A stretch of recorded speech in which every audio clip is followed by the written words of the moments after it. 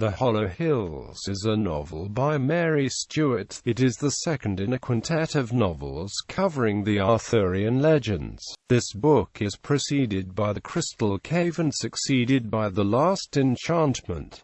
The Hollow Hills was written in 1970 and published in 1973. Plot summary. The protagonist and narrator is Merlin, who supervises the birth and raising of King Arthur. The Duchess Igraine is said to have conspired with him to herself bear Arthur to Uther Pendragon, whereafter Merlin goes into hiding, to evade accusations, and learns that Uther wishes the child to be hidden, until another son is born. In later chapters, Merlin gives the child to his own nurse Moravik, who later sends him to Count Hector of Galava to be trained in courtesy and warfare. Thereafter Merlin visits Constantinople, where he learns from his relative Aegon that Magnus Maximus possessed an especially beautiful and well-made sword, which was taken back to Britain after his death. Inspired by a dream which he believes prophetic, Merlin finds the sword in a deserted temple of Mithras.